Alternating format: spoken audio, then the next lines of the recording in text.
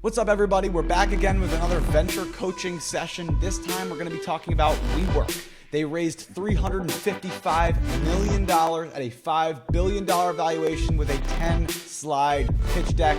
I've got it here. We're going to break it all down, but just wanted to note, click the link in the description if you want to meet with me for a one-on-one venture coaching session with your business to talk about fundraising and how to scale your operations. Get on a call. It's free, and then we'll figure out how to do business together. So let's dive right into the deck. All right, here we are looking at WeWork's pitch deck. This is 2014. As I mentioned, in December of 2014, they raised $355 million at a $5 billion valuation. Let's check out the pitch deck that Adam Neumann used to pull that off. You may know WeWork. They raised billions of dollars, reaching a $30 billion valuation for the co-working company. They owned some real estate. They rented some real estate. They were a co-working platform.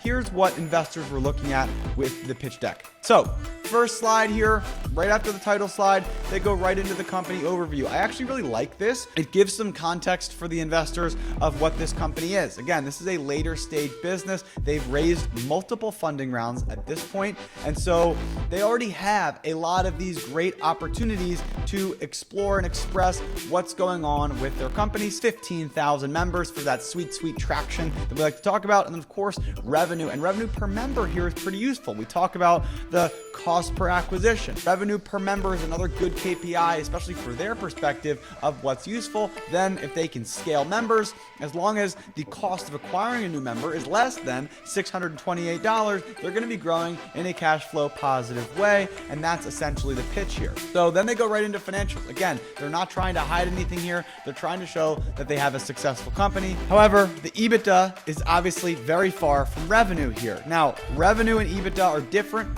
EBITDA is talking about removing business expenses from the actual revenue number. The top line revenue is how much money you get coming into the business, but of course that doesn't account for the fact that you have to pay rent, you have to pay employees, you have to pay to service the client, you have to pay all these types of things, but it doesn't include taxes and depreciation and a few other smaller pieces that may be relevant in WeWork's case, but certainly wouldn't be the biggest piece of expense here. EBITDA is a very common private equity revenue number people look at to then apply revenue multiples to figure out what a business might be worth from a cash flow perspective. As you can see here, a very big disparity between revenue and EBITDA. If you were an investor, this is probably the biggest question you're going to ask for two reasons. One, why is it so far apart? And what is your plan to bring it together?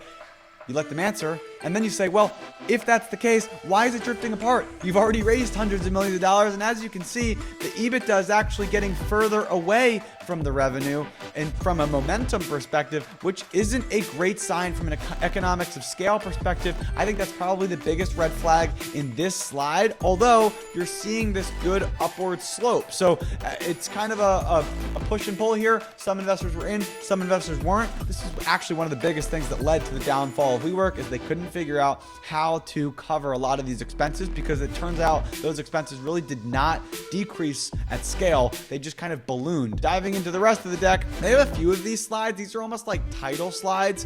I think that someone like Adam Neumann, who is the CEO, he's very charismatic and he likes to speak himself and kind of really show that vibe and pitch the company without a huge deck. So this is kind of just a good way to add a backing and help kind of people understand the culture of the business that they've built and the products that they're selling. But for me personally, not the biggest fan of these slides just because they don't add a whole lot. What we do, this is a breakdown of WeWork. These are all buzzwords. I think that having both of these slides is a lot for me personally. Then they talk about their target customer.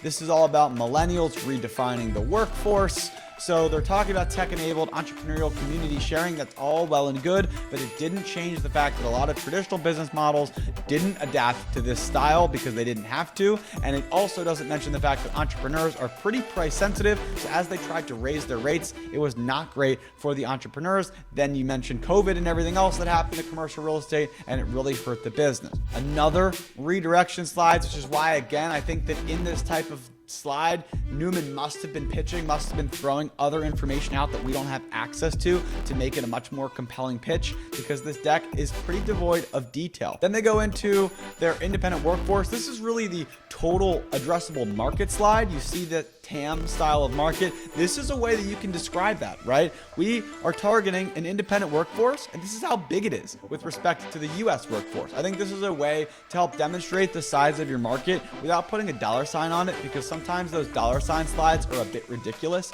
I've seen founders that'll say like, this is a $500 billion industry for an industry that's way more general than the actual product or service that they're trying to pitch. And so yeah, that's a big market, but it's totally not the right one that you're targeting.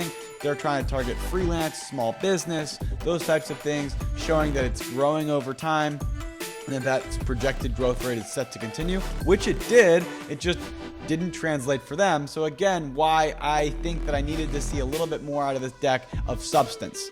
They show their growth rate, but not talking about how they're making it grow and why that's sustainable over time. These things are hard to put in a pitch deck. Maybe he was pitching this in person, but I think it's a red flag for me as an investor. But they are showing a healthy growth rate here. This is a good traction slide.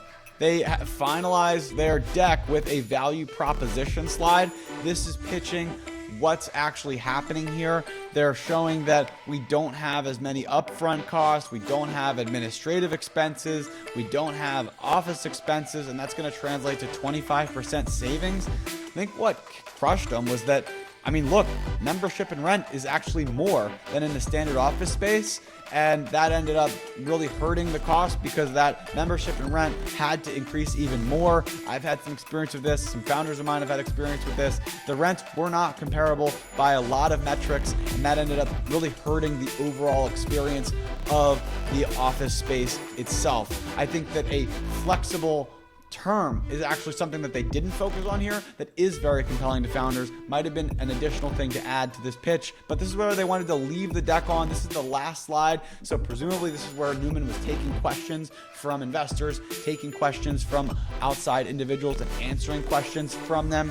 Focus on where the eyes are moving. You're going to constantly focus on 25% savings. So he's going to point back to the user growth. He's going to point back to the trends of the independent workforce and then show, hey, we have 25% savings, so we are going to be really good here and in a perfect position to make it happen. It worked out well for him. He raised $355, and then the following year raised another $430 in acquiring real estate and in providing these different things. So Adam Newman did very well raising from this deck. And let me know in the comments below what deck you want me to review next, what company you're interested in hearing and seeing how they were able to raise their money.